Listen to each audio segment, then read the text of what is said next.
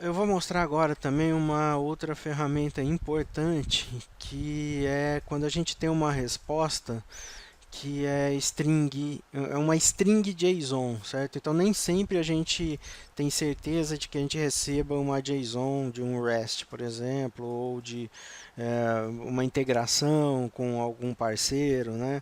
Então a gente tem sempre que conhecer essa outra ferramenta. Eu vou pegar esse exemplo aqui. É, Claro que aqui eu tenho o controle de responder em string ou o controle de responder em JSON, mas eu quero mostrar para vocês que às vezes nem sempre a gente tem a certeza de receber em JSON, às vezes a gente recebe obrigatoriamente uma string. Então, como é que a gente vai tratar isso, né?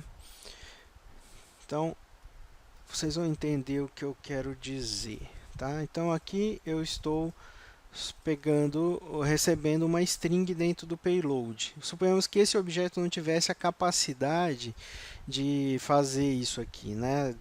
Fazer já o parse para JSON. Tá? Se ele não tem a capacidade, ele vai responder string. Eu tenho uma ferramenta JSON aqui, ó, tá?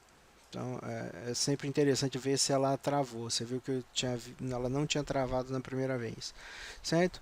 Então só de eu colocar essa ferramenta aqui no meio, ó, vamos ver agora, tá vendo? Aqui o payload já virou um objeto, tá vendo? Ah, mas como é que você sabe que é o payload, né? Então porque aqui nas configurações desse cara eu tenho quem eu vou transformar, entendeu? Por exemplo, se eu quisesse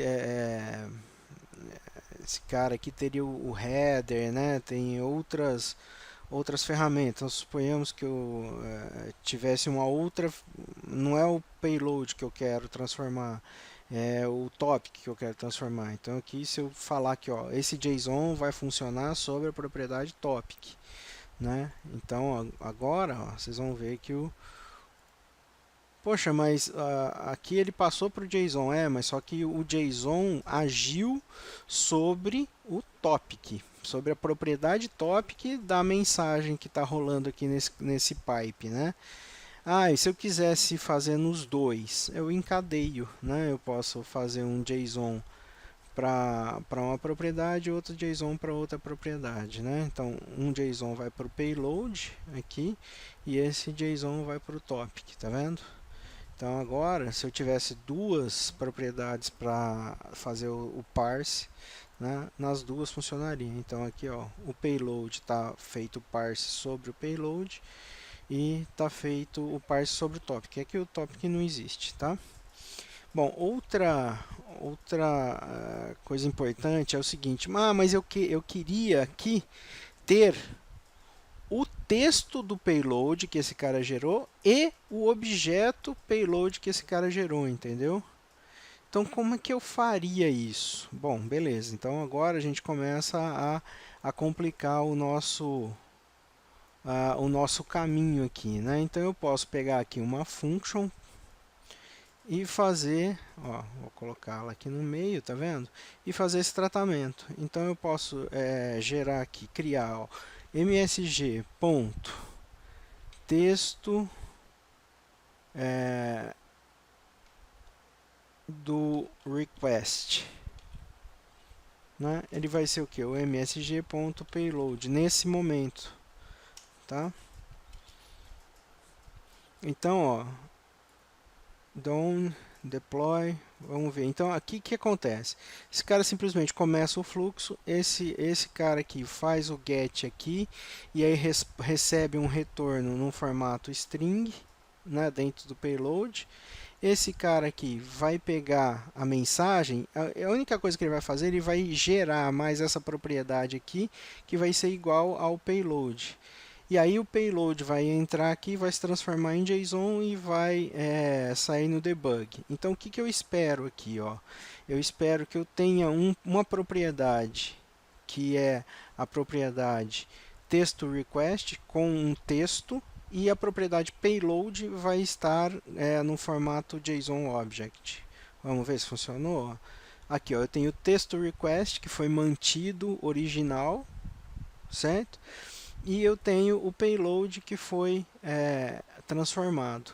Então isso a gente também tem que ter bastante cuidado, tá? Como o payload é sempre a propriedade principal, quando eu passo por alguns elementos ou por algumas funcionalidades aqui, eu vou perdendo o payload anterior, tá? O que eu estou querendo dizer com isso? O payload nesse momento, nessa saída, traz uma string. O payload nessa outra saída continua com a mesma string porque eu não tratei dela. Mas o payload nessa saída já é um JSON, entendeu? Então o payload vai mudando de acordo com os nós. Então é importante eu saber ir salvando esse payload. Então esse tipo de função aqui, ó, em que eu pego o payload e gravo ele numa outra propriedade para eu passar a ter o histórico disso, né, é bem importante, tá? Porque, por exemplo, eu posso aqui ter, deixa eu mostrar para vocês aqui, eu posso criar de novo uma function aqui, que vai fazer a mesma coisa. Agora, texto request, vai fazer JSON IP, certo? Vai ser o payload de novo, só que em outro momento, tá vendo? Aqui neste momento. Vamos ver a resposta agora, ó.